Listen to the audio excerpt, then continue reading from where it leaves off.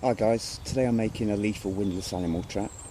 Firstly, I'm going to show you what we're making here. It'll give you a better picture while I'm explaining the parts and setting it up.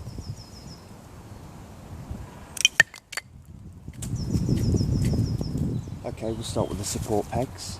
They're about 60 centimetres long, about 25 centimetres that's going to be driven into the ground. What I found is when you start to wind this trap up, the pegs will start to try and pull together. There's a lot of force pulling these traps together. There's a lot of power in this trap. So I found by putting this T-piece at the bottom, it tends to keep them a lot straighter and then stops them from bending in. These pegs, when they're driven in, they're going to be about 20 centimetres apart from each other. Okay, the next part is the bat. It's about 35 centimetres long. What I've done here is I've cut down and split it. I've dug a little channel, I don't know if you can see that. This is just to accommodate the string, just to help it hold on a little bit better. On the other side, I've taken a little bit of material off. I've left it with a groove because when this thing's set, there's a lot of force pushing down on it, and what tends to happen is that the trigger just slips off it. So by putting a little groove in it, it just really helps the trigger just stay on there. Now I've selected a stick with a slight curve. It's not necessary, but I'll show you later why I've done that. The next part of the trap's the bit that's going to do all the damage. I've used the wire of a branch. I've whittled it down to fit the bat. I've had to remove a little bit of material as well, either side of the bat, so it just fits a little bit better. This is the first time I've used a double spike. Before I've had it the other way around and really just had one central spike, which I think is probably more effective. But you could use all sorts. I carry nails in my tracking pouch, so you know, a nail coming through here, hooks would be perfect for this trap. But not everybody would carry nails with them. But you could also use a bit of broken glass, maybe a bit of flint put in there as well. Would be, you know, anything like that would be a good stabbing tool.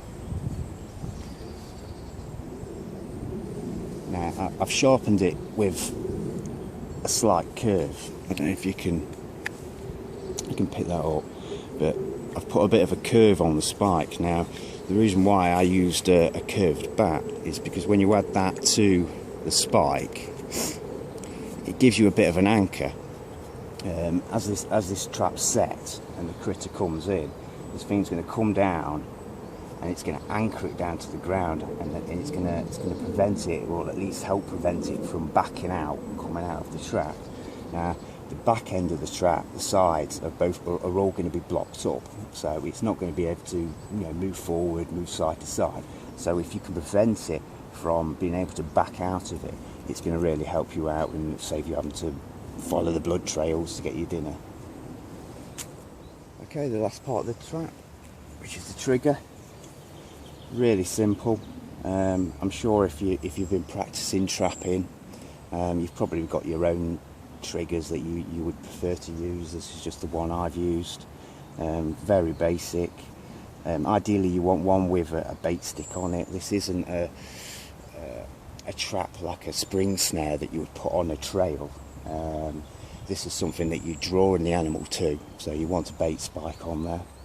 But yeah, he just sits on, and when this thing's set on the ground, it'll be like this. It doesn't sit flush against the bait stick, it tends to sort of bow out slightly, so you've got plenty of room on the stick to put whatever you want on there. So yeah, other than the cordage, that's all the parts. What we're going to do now is take you through setting the trap up, and then give you a few demonstrations on what it can do after.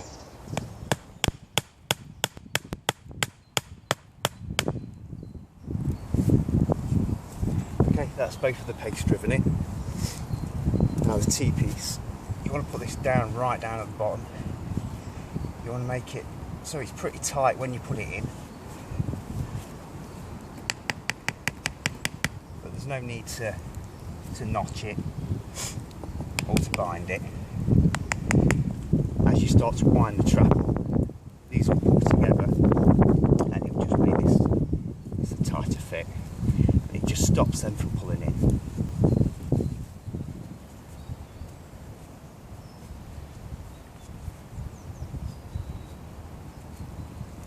Okay, that's the cordage on. Now today I'm using 550 paracord, really just because that's all I've got with me. If you were using some thinner stuff, you just put more runs around it. I've only got one, so that's all it needs for this. But you just run it around 2, 3, 4, 5 times, depending on how the strength of your cordage. Okay, I've binded the spike onto the bat.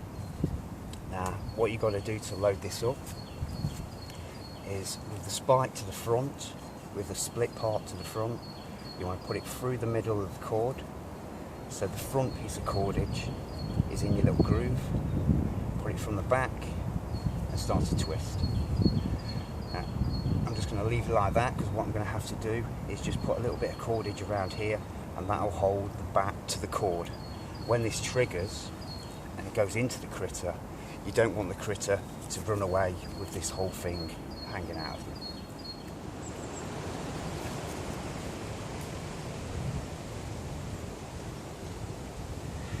Okay, what we're going to do now is we're going to start winding it up.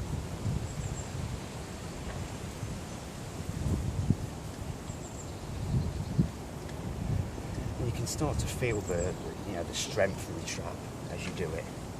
You just wind it until you feel that it's got enough power to really give it a kick. Which I think that's going to do it. I don't think I want to do any further than that. Okay, come down to the trigger. Now at this part you really want to be careful. Ideally when you're practicing this trap, you don't need this spike on. I've just added it really just for the demonstration today. When I'm practicing this trap, most of the time I've not got anything on here because I don't want to be hurting myself, especially when I'm out here alone. The trigger can be a little bit sensitive. A bit slippy. Resistance.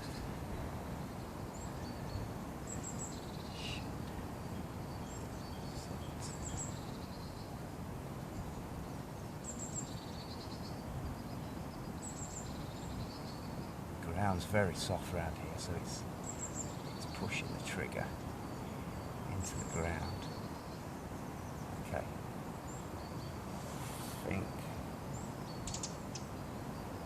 that's 7.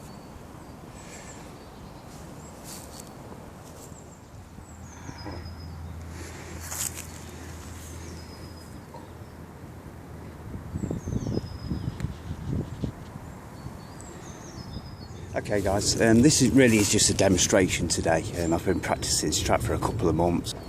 Now what I would do with this trap if I was setting it for real is I would be blocking off this area here.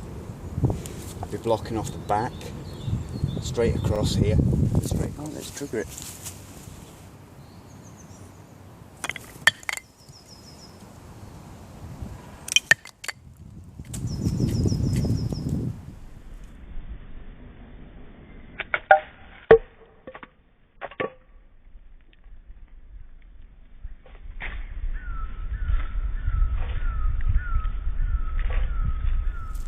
Okay guys, thanks for watching my video. If you enjoyed it, please like, comment, subscribe. If you are going to be practicing this trap or putting it into use, please just be careful. It's a very dangerous trap. Don't leave these things set in public woods. Some person's going to come along with a dog and the dog's going to stick their head in it. Just be safe, take care. Thanks a lot, bye bye.